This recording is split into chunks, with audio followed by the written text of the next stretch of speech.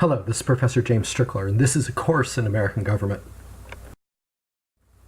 This lesson is from Unit 12 about the Georgia Constitution. It's Lesson 1 about Georgia history. Matter of fact, it'll be Part 1 about Georgia history. I'll get to that more in a moment. In this lesson, you'll learn about Georgia being a debtor colony, about slavery legalization in Georgia, about Georgia independence, and about the Yazoo land scandal. This unit is part of this course because it's required by Georgia law, actually. The Georgia Code says that college students attending any university or other college that's supported in any way by the state of Georgia must be instructed in United States and Georgia history and in the United States Constitution and the Georgia Constitution. This unit will fulfill that requirement to be instructed in the Georgia Constitution. But before we can begin to talk about the Georgia Constitution, we first need to provide some historical context.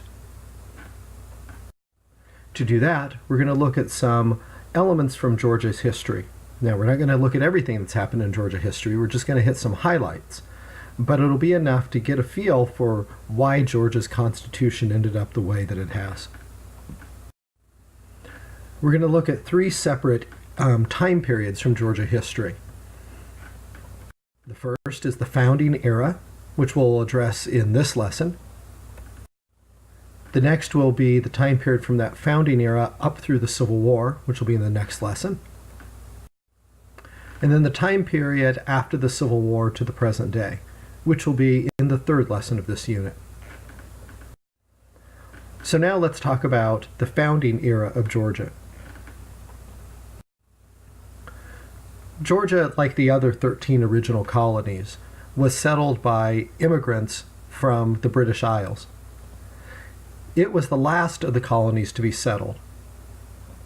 At the time that this map on this slide was drawn, 1719, Georgia didn't exist yet as a colony. The British had colonized New England down through South Carolina, and the Spanish had colonized Florida. But there was essentially empty land left between the two. Now, when I say empty land, it wasn't really empty. There were Native Americans living there. But when the European settlers first came to the New World, they brought diseases with them that the natives had no immunity to. And they were devastated by those diseases.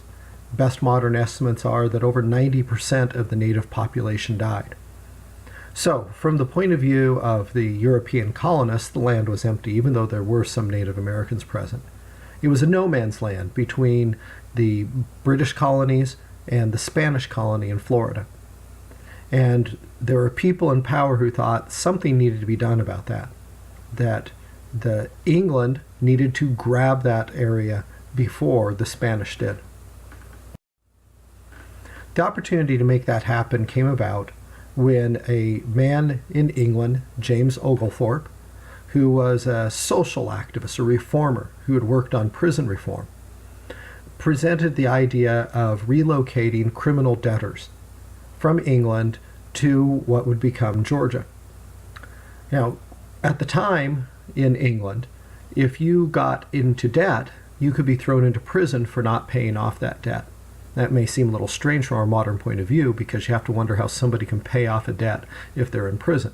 But that's how things were done. As a result, sometimes you would have entire families end up in prison, raising their children there. Well, reformers like James Oglethorpe looked at that and thought it was a bad thing, that they wanted to change about society. So he proposed to pack up a bunch of these debtors and move them to Georgia to occupy that area before the Spanish did. Now, after Georgia was settled by these criminal debtors and began to attract other people, the question of slavery came up. Slavery existed in other colonies in the New World. But the trustees that were in charge of the colony of Georgia, see, that's how it was set up originally, with a group of trustees led by James Oglethorpe, who were allowed by the king to set up this colony. The trustees banned slavery in Georgia. They considered it to be a morally inappropriate thing to do there. But that changed, and it changed in a very strange way. There was a man named George Whitefield who was a prominent minister, a devout Christian, who wanted to set up a orphanage in what would become, well, it was already the colony of Georgia, what would eventually become the state of Georgia. He wanted to set up this institution called the Bethesda Home for Boys. But it was an economically difficult thing for him to pull off. He didn't have enough funding. But even though he had been personally against slavery, he had been gifted slaves by a friend.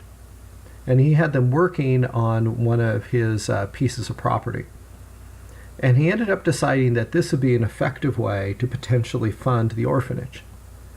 But that meant that he would have to have slavery legalized in Georgia in order to set up the working farm there, to raise the money using the slaves to provide for the orphanage.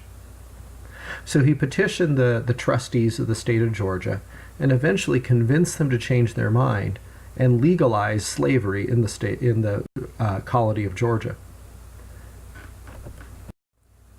Slavery was legalized then in 1752. So now notice what this means is that for basically the first 20 years of Georgia's history, slavery was illegal. And then strangely, it was only legalized to support an orphanage. So one act of charity was used as an excuse to institutionalize a very uncharitable institution. Once slavery was made legal in Georgia, it continued to grow. By the year 1790, when Georgia had become part of the United States of America, slavery had gone from just 40 years before being none in the state of Georgia to 30% of the population of the state. Now eventually that would rise even farther on the eve of the Civil War, up to 45%, nearly half of the people of Georgia at the time of the Civil War being slaves.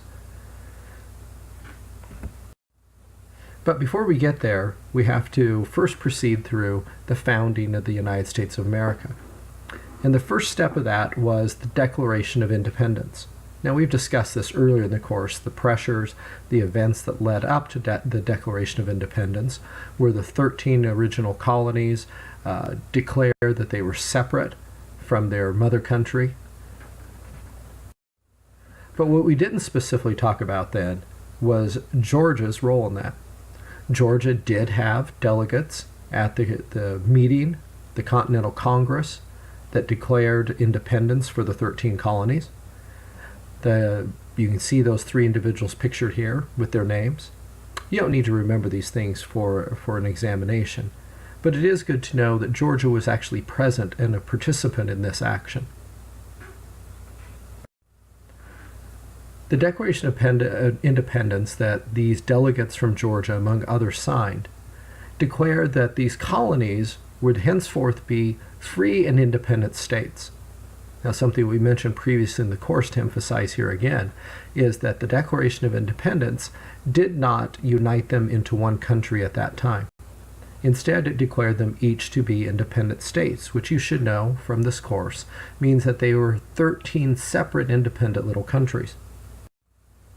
Which means that Georgia became a separate little independent country after the Declaration of Independence. And it remained that way for about a decade. Eventually, as you learned previously in this course, the former colonies, now states, 13 separate little independent states, decided that they needed to be more closely united together. They realized that they wouldn't be able to make it alone as well as they thought they would. And so eventually they had delegates meet together in Philadelphia and work out the United States Constitution, which when ratified by the states, brought them all together as one single country. Again, Georgia participated in this process. Two of the signers of the United States Constitution came from Georgia. They're shown here on this slide. So again, while you don't need to remember their names specifically for an exam, it's important to remember and note that Georgia was present and part of this process of creating the United States Constitution. As a new member of the United States of America, Georgia ended up having one of the first big scandalous controversies in the new nation. This was something called the Yazoo land scandal. Now, what the Yazoo land scandal involved was unsettled lands to the west of Georgia. At the time that the 13 states gained their independence from England, each of them claimed land stretching out, well, I shouldn't say each of them, most of them claimed land stretching out to the Mississippi. This included Georgia. Georgia laid claims to lands that would eventually become Mississippi and Alabama. Now again, because the native population had been devastated by diseases, from the European settlers' point of view, or at this point, generations later, from the Americans of European descent and point of view, those were essentially empty lands that then needed to be settled by the white population. So what Georgia did was the government of the state of Georgia sold these lands super cheap to 4 companies that would then go about selling the land to settlers. But this super cheap land sale to these companies was done because of corrupt deals. Essentially, a bribery system was set up with members of the Georgia legislature to get them to vote for this. They were promised that in exchange for them as a political body selling these lands to get them out of the hands of the state of Georgia, that then they would be personally enriched by payments from these companies. Well, when this became public, when people found out about this corrupt bargain that was made, the citizens of the state of Georgia rose up. They voted the people out of office who had participated in this act of corruption. They replaced almost the entire government of the state of Georgia. And the new government came in and tried to root out the corruption by including, as is depicted here, burning all the copies of the law that had created the sale of these lands. Now, that wasn't the end of the problem, because you still had to work out legally who owned the lands and that sort of thing, which stretched on for decades. But we don't need to worry about that right now.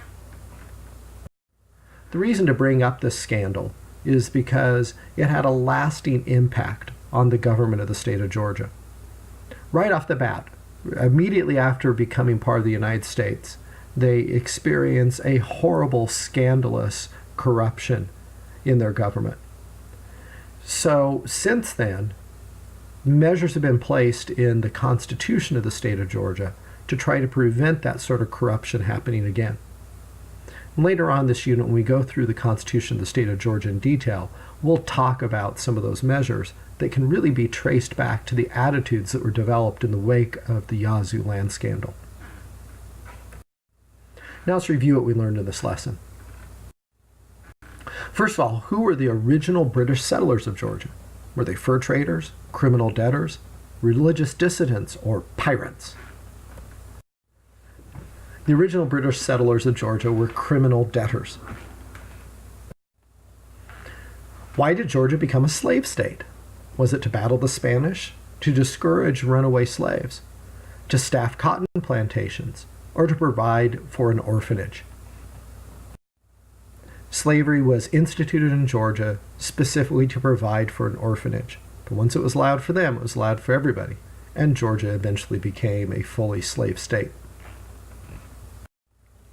What was the political status of Georgia after the Revolution? Was it a crown colony? Was it part of the United States? Was it a federal territory? Or was it an independent country? After the Revolution, Georgia was an independent country. It wouldn't become part of the United States until about a decade later. What was the Yazoo land scandal?